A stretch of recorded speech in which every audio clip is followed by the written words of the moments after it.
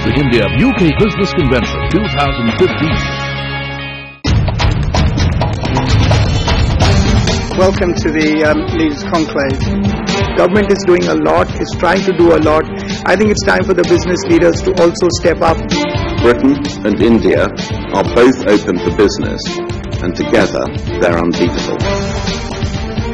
What else would you like to see change in order for you to deepen your engagement with this market? We need, and the government, the reform we are looking at in areas like GST.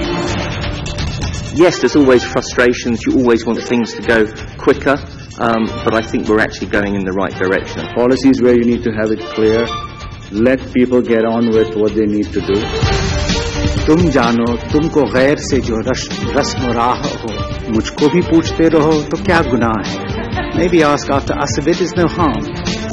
Thought or specific idea that you would like both sides to focus on? Well, I would like from the Indian side to create an enclave for SCZs where global universities come and give their own degrees, follow whatever they want, charge their fees, do anything, and the government to lay off.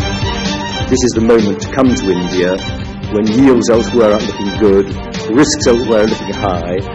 India has a real chance to make its name. And there's been a lot of rhetoric from the government. We now have to see what this actually means in real terms. So unless we provide that infrastructure, the rest of what everybody said will not happen. It is absolutely win-win.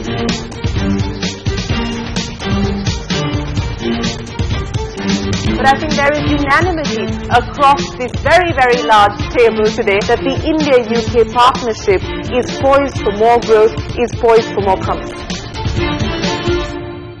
Thank you very much for joining us here at the UK-India Business Convention. We had a fairly detailed discussion this morning on the imperatives to be able to really jumpstart the kind of growth that we've already seen. How do we get $54 billion, which is the current level of FDI from the UK into India, to grow exponentially? What can we actually do to encourage more Indian investment into the UK? And I think a piece that sometimes gets underreported but perhaps is very critical is how do you actually nurture and encourage innovation and collaboration between SMEs of both countries and both economies, because that's really where you see jobs being created, and that is a critical aspect when it comes to talking about an 8% plus kind of growth rate here in India. Of course, it's a very different growth rate that we're talking about in the UK. Before we get down to our Q&A session, may I invite the Minister for his opening comments, and then we'll get down to the brainstorming. Thank you very much, Shereen. It's lovely to see everyone here, and thank you so much for joining us today. Now, I knew that when I was invited to this convention, with the heads of British companies and the heads of Indian companies, and policymakers all coming together, that there'd be a lot of interest. But I didn't think there'd be a requirement for such a large room to accommodate everyone. So that's nice to see. But I think the fact that we do need such a large room shows you just how much interest there is in this area. The diverse crowd speaks volumes, I think, of the ties that already exist between our two countries. It's a relationship that is based on a shared past, a history that is certainly complicated, but which in 2015 has resulted in what Prime Minister Modi has called an unbeatable combination. A combination that can bring immense benefits to both of our nations, not just in commerce, but in education and culture too. The UK is the home to one of the largest Indian diasporas in the world. Almost 1.5 million people call themselves British Indians. More than 800,000 Britons visit India each year, with 1/3 Indians travelling in the opposite direction. David Cameron, our Prime Minister, has visited India 3 times since he became Prime Minister, and we're looking forward to welcoming your Prime Minister, Modi, to London later this year. It's a flow of people, of culture, of ideas that has helped create the kind of friendly, familiar environment in which the businesses can thrive. So it's no surprise when I heard that CBI's Sterling Assets Report, launched yesterday by my colleague Lord Maud, shows that 1 in 20 organised private sector jobs in India exists because of British investment here. Vodafone alone accounts for 250,000 jobs here. Indian companies are making a similar impact in the UK too. Last year, Indian businesses invested more in the UK than they did in every other nation in the EU put together. Last year, Indian FDI created nearly 8,000 jobs across the UK.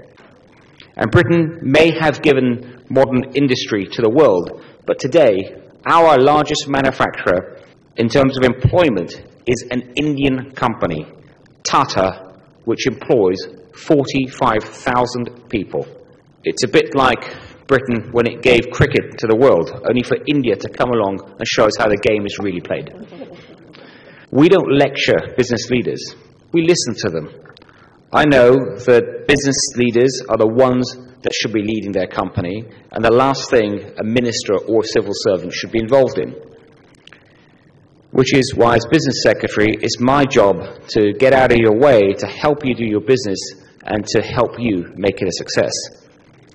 That's why, for example, the UK has the lowest corporate tax rates in the G20. That's why we've cut £10 billion of needless regulation over the last 5 years, and why we're planning to cut another £10 billion over the next 5 years. That's why Britain has climbed up the World Bank rankings and become one of the best places in the world to do business. So in 2015 Britain, it's a place where you are free to expand, to create wealth, and to innovate. 4 of the 6 best universities in the world are in the UK.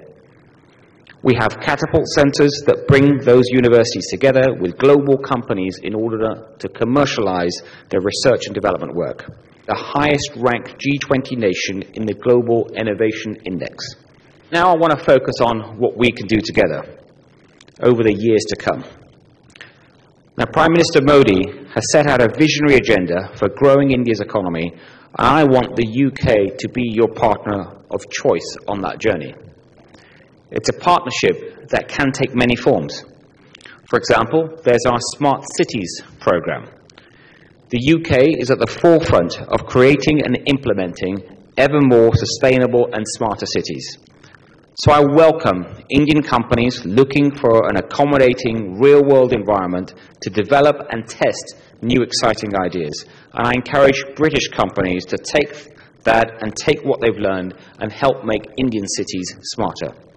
In the World Bank's Ease of Doing Business league table, India is ranked 142nd out of 189, behind the likes of Sierra Leone, Ethiopia, and Pakistan.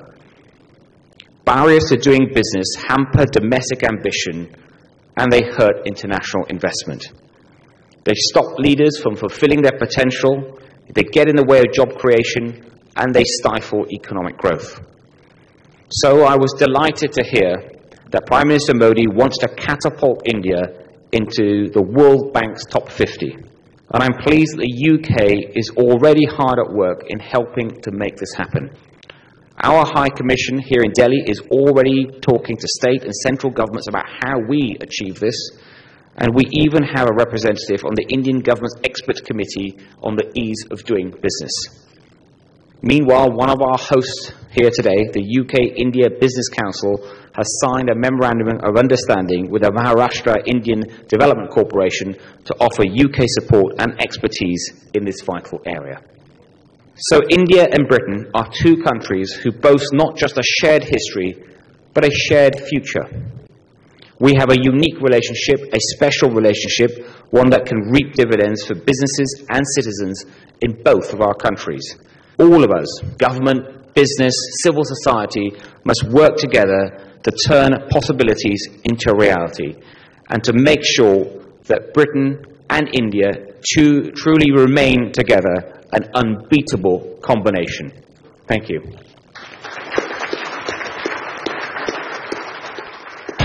The India UK Business Convention 2015.